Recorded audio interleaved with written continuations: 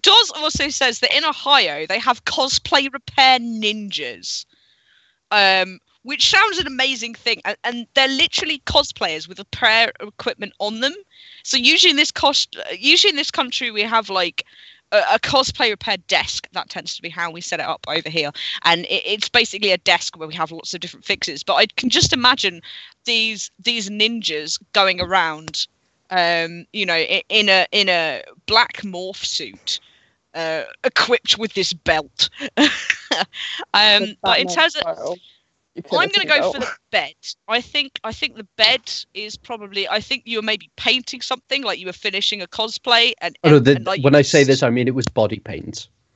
Oh, body paint. Oh, not like, okay. Yeah, definitely bed. Then I think that you were like you lathered yourself up and You painted yourself. Sorry, that sounds a bit wrong. Yeah, I think you just like got into bed and forgot you were wearing it because you had like a drunken night out or something. That's what I think. What do you guys think? Yeah, I'm going to go with bed as well. Yeah, because I know how easy it is to get face paint and body paint on fabrics. As I've seen you apply the paint on before, I think it is for this particular cosplay. I feel like it's actually you've covered someone in this paint.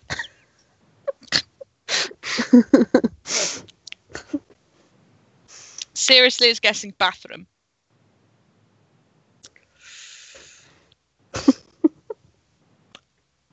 So the answer was in fact bed. Yes! Yeah. Whenever I've washed it off, I've made a point of keeping it all within a bathtub, which then just washes away, so I've not destroyed it. Debatable. I don't think I've ever actually left any major amounts of paint on anyone else. Me. But what did Geek Oh fest. shit, yeah. You just swore at him. Right, let's go back to the question, shall we? Now this stream has officially gone downhill. Let's go back to the questions. Mel is saying to seal your body paint is something that you should probably do. I did, but I forgot that when you go to bed wearing alcohol-based paint, because it's there ready for the next day, you sweat. Yes, that is a thing. And then you wake up and go, oh no, the hotel owners aren't going to be happy with me. Oh dear. Right, so anyway, we're going to move on to a segment that focuses a little bit more about guessing deeper in regards to your costumes. And Fox in Socks, you spent 1 hour on the makeup for your Shell Overlord cosplay from Blood Bank. Do you want to talk to us a little bit about how you went to compose the makeup, why it took you so long to put it together, any of the trials and tribulations that you went through to compose your Shell Overlord? Yeah, well, I mean, I had looked at a lot of references on how to do the makeup, and because it was my first sort of manga anime cosplay. You see, the makeup style is very specific, and I looked at other cosplayers who had done similar things to try and get inspiration. But by the time I got to the con, I hadn't actually managed to practice it fully.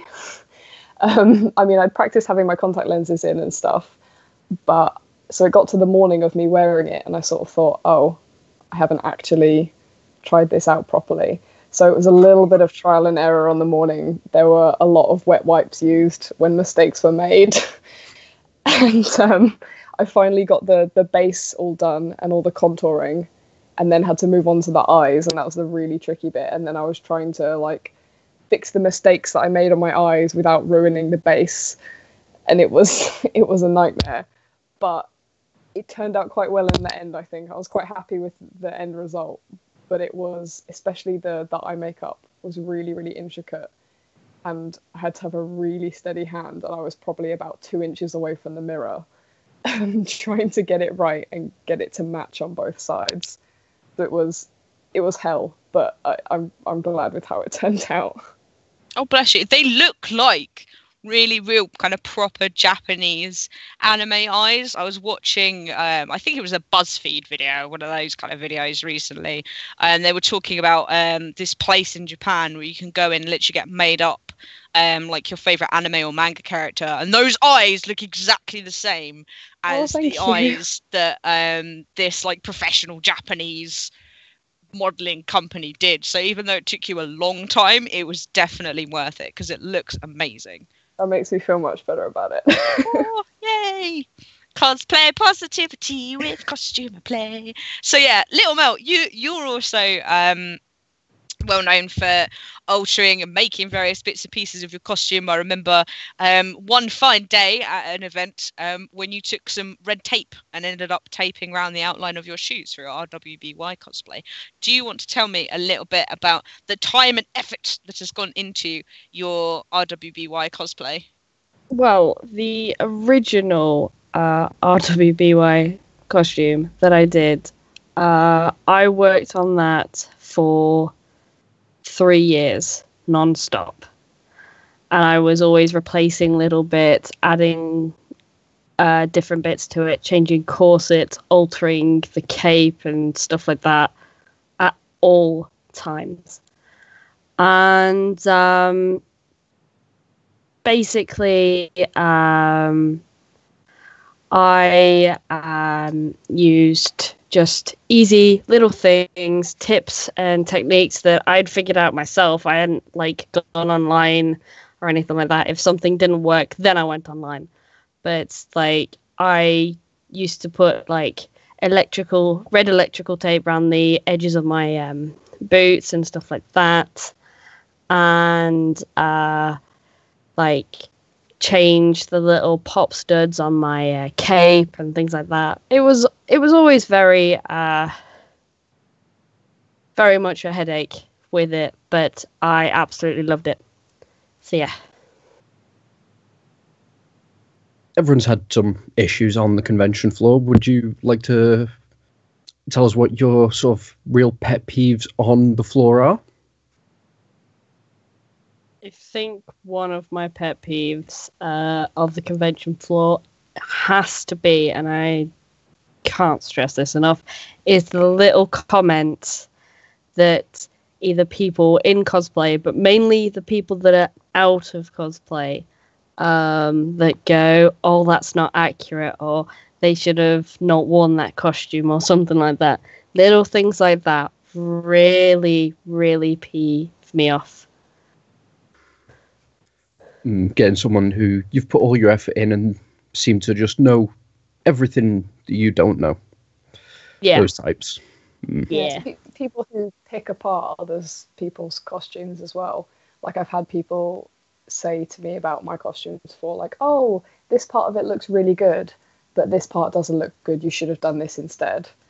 And I'm sort of like, and it's not constructive criticism from friends. It's just plain criticism from people I don't know. And it's sort of like, could you not have just maybe stopped at this part looks good and maybe just not say the rest? Or phrase it a bit nicer so it doesn't sound like they're specifically just going and saying, I don't like this part isn't good enough. There are nicer ways to say things, I think. Aye.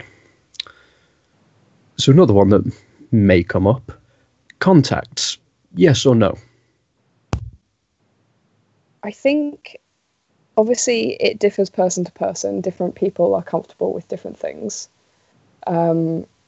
I always appreciate it if someone asks for a picture with me, or like to take a selfie with me or something. If we're going to obviously stand close, or they want to put their arm around me or whatever, I always appreciate when people ask, because most of the time I'll say that's fine. You know, that kind of thing doesn't bother me. But it's when people just kind of assume, like, oh, can I take a picture with you? And then they'll just like put their hand around your waist or like put their hand on your hip, and it's like, it's not really appropriate, especially without saying anything first. As with all things, check it first. Yeah, exactly. I can make it a bit awkward. Like I said, if they generally, when they ask, I'll say yes anyway, so it's not an issue. It's just when people assume, it's a bit like, oh, you know. Little Mel? Yeah, to be honest, I agree. Having people, like, I don't mind if they're going to put their arm around me or something like that. I really don't mind it because I normally put, if it's like a close-in picture, I normally put my arm around them. But it's when they start, like, touching lower and stuff like that. I have had people, and to be honest, there have been some very interesting pictures of me that have circled Facebook and stuff like that of people that have kind of grabbed my ass, but as soon as the picture's taken, they've seen me like sort of push them away. It's very interesting because I don't want. It's like cosplay is not consent.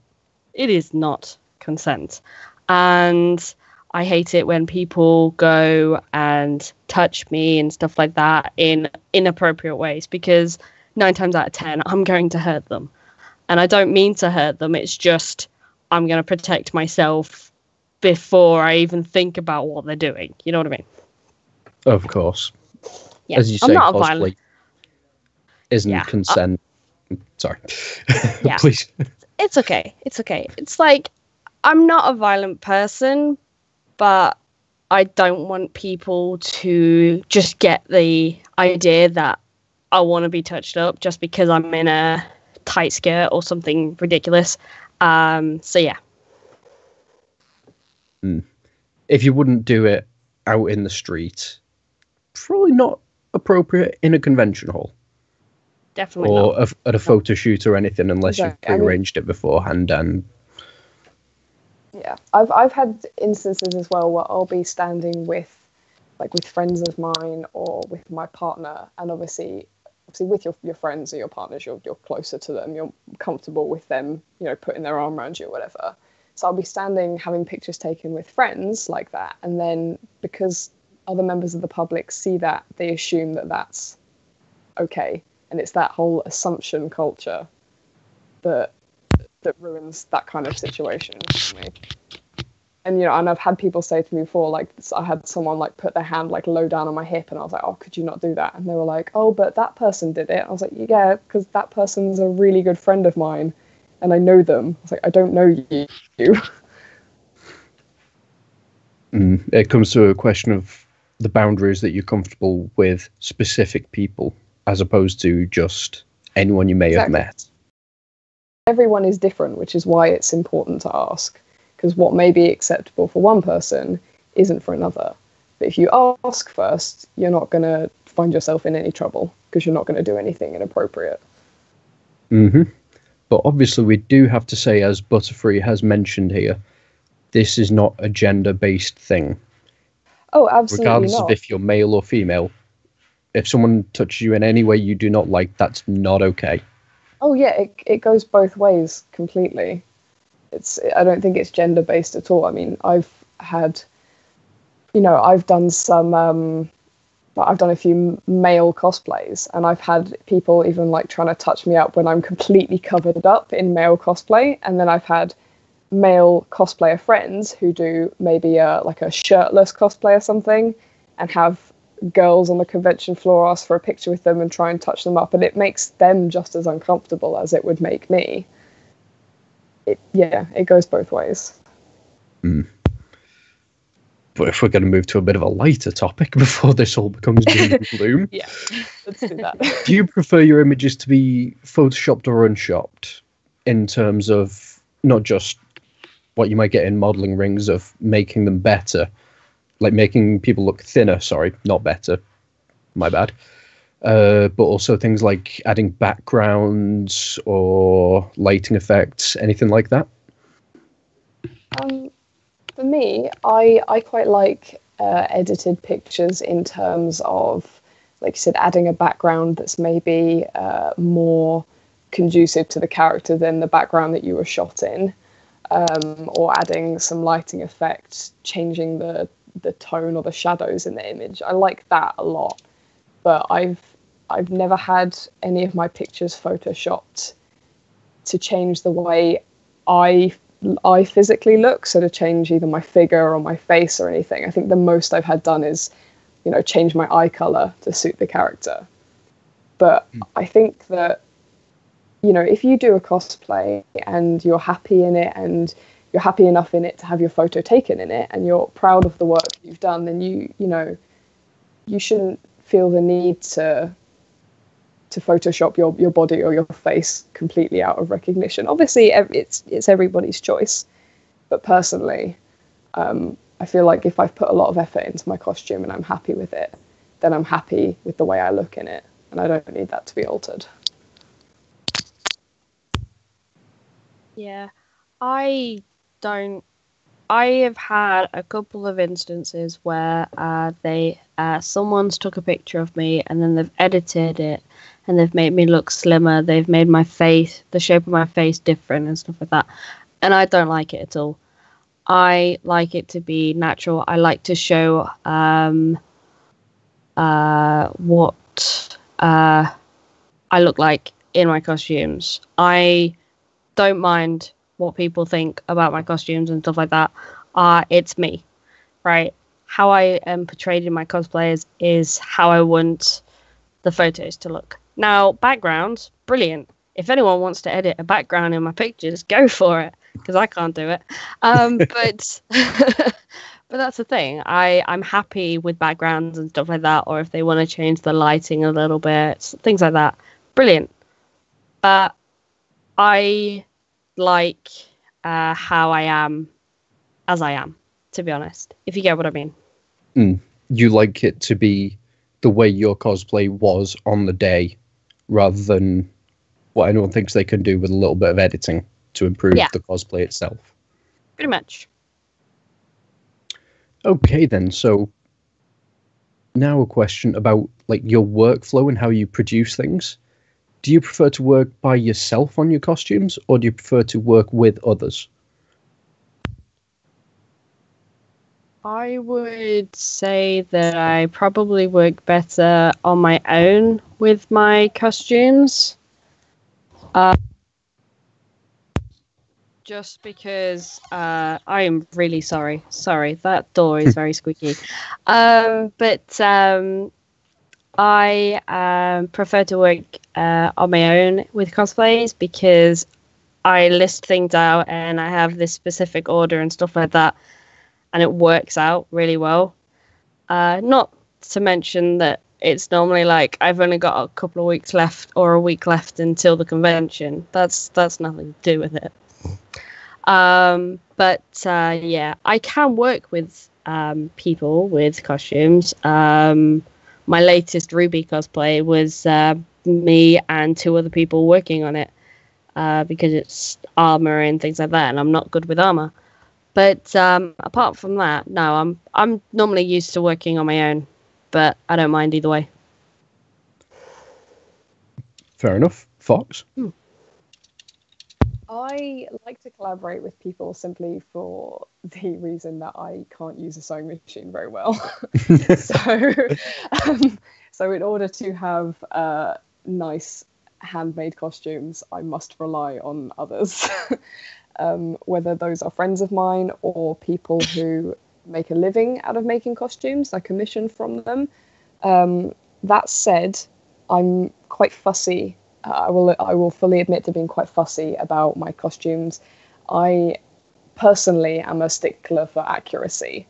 So I have a couple of people that I will commission from or work with that I know and trust, and you know, we communicate a lot and we speak a lot about what I want, and I bombard them with messages about what I want, and then they come back to me and tell me actually what's realistic and what's doable out of, you know, like 85% of what I want, and the rest of it they're like, that's not humanly possible. So for sewing wise, so fabric parts of costumes, I work with other people a lot.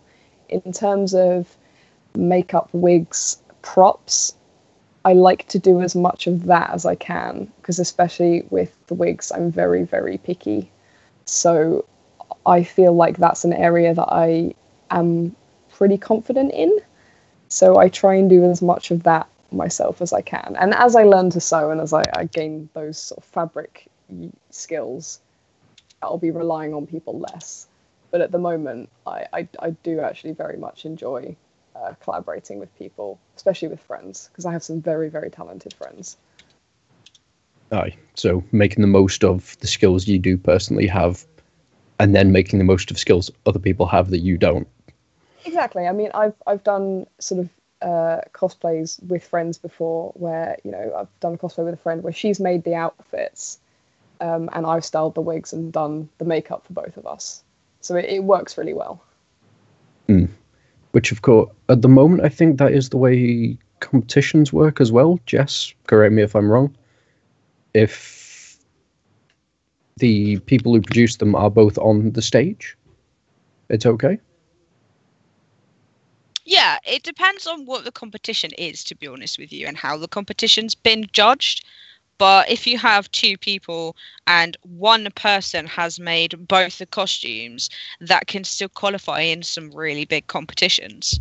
To give you an example, me and Sil were going to enter ECG. Is it ECG? The one that was at Hyper Japan, it's moved to EGX. I think it's ECG. I apologise if it's not. But there, Sil basically was making both the costumes, and I was focusing on the performance, the choreography there. So yeah. So another question about what's your least favorite part of making the cosplays? If Planning. it's I'm sorry. I think my worst part is doing all the. I'm sorry.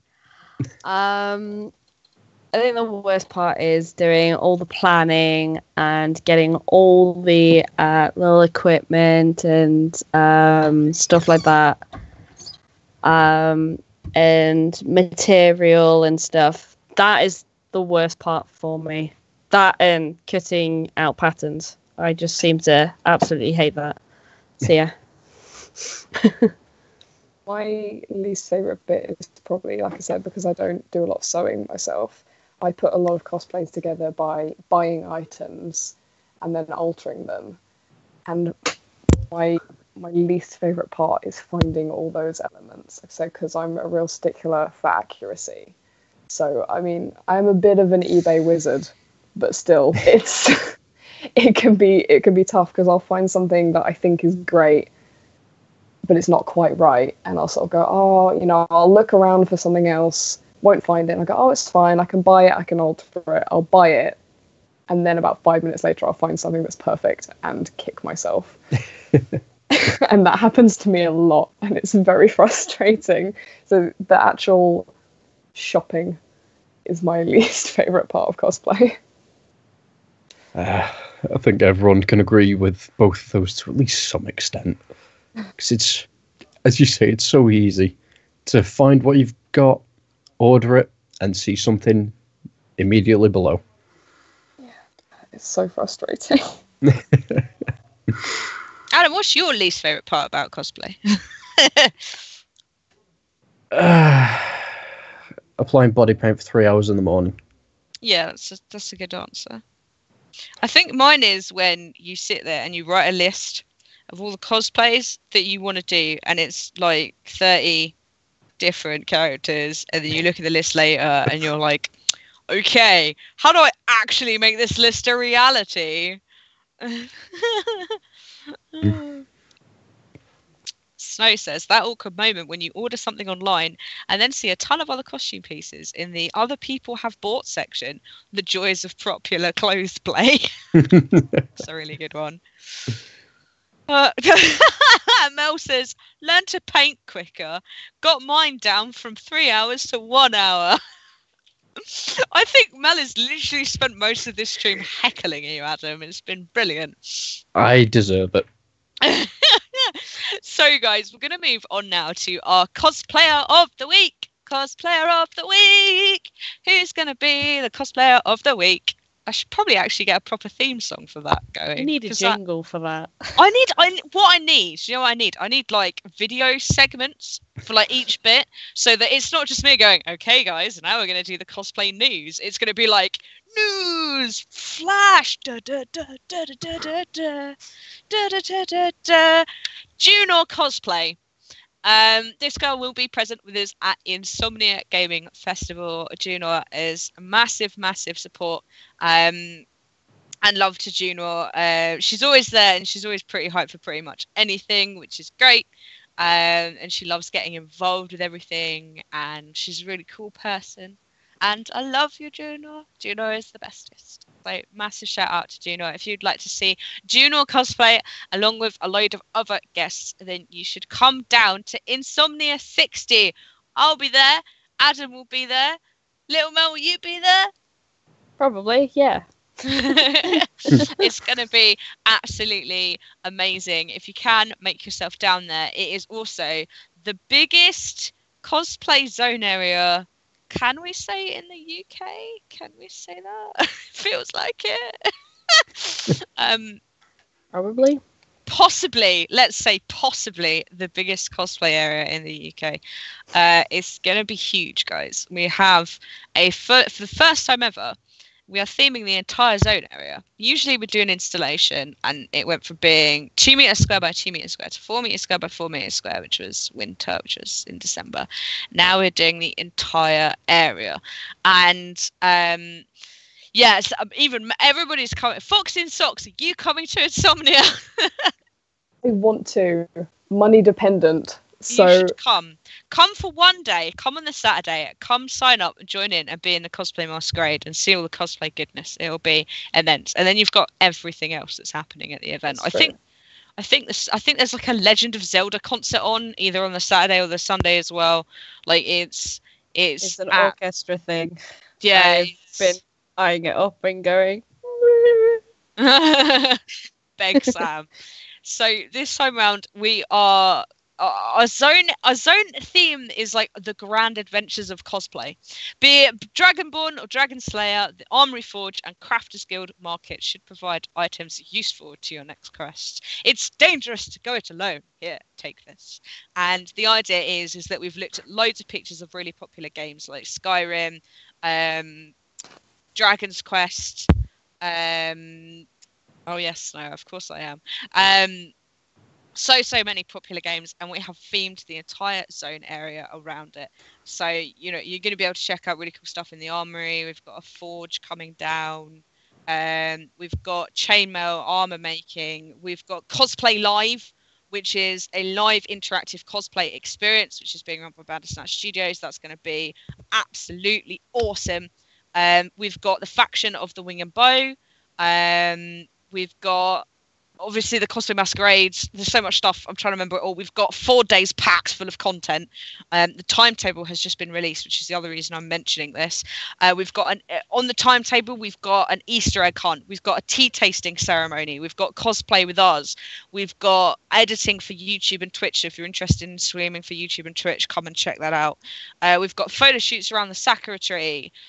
We've got in-character Dragon Age panels and a load of characterization work. We've got sewing, we've got wigs, we've got props. We've got everything. Please come if you can. Please sign up to the masquerade if you can. Saturday is the main masquerade. Sunday is the community masquerade. I would be extraordinarily appreciative if you were to come check it out, because the guys have worked. This is honestly, I'm not even kidding you. This is the show where we've worked the hardest. There's been so much to organise. It's been a little bit mental. So please do come. Please come, because it's been so much work, but it will be worth it in the end. So yeah. Also, guys, I want to say a massive thank you to our guests. Fox in Socks, is this like the first time ever that you've done something like this? This has been the first time ever I've done anything vaguely like this. How have you found it? Would you do it again? I would do it again. I was so super nervous to start with, but I think I relaxed into it and it's been a lot of fun. Hasn't Fox in Socks done amazing? Everybody give Fox in Socks a clap. I know that there's you'll only hear 4 of us, but the whole chat will join in. We'll sit here. You've done brilliantly. You're part of the team now, Fox in Socks. Yay, thank you. Chilling to beans. You've been rolling with us through the tech issues. We love you to bits, Fox. Everybody's like, Fox, you are fab in the chat. So, you know, come back again. Do this again. I will. Hopefully. I'll definitely come back again. Do it. And of course, we need to give a massive thank you to Little Red Reiki, otherwise known as Little Mel.